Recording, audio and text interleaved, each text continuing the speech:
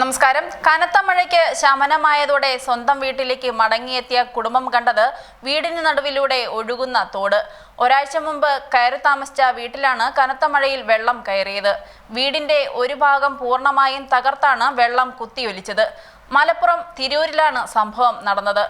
മഴ ശമിച്ച് വെള്ളമിറങ്ങിയതോടെ വീട്ടിൽ തിരിച്ചെത്തിയപ്പോഴാണ് നെഞ്ചു തകർക്കുന്ന കാഴ്ച കുടുംബം കണ്ടത്.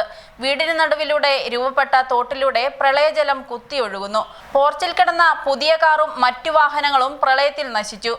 ഒരാഴ്ച മുഴുവൻ കഷ്ടപ്പെട്ട് ആഗ്രഹിച്ച് പണിതീർത്ത വീട് നിമിഷങ്ങൾ കൊണ്ട് തകർന്നടിഞ്ഞു.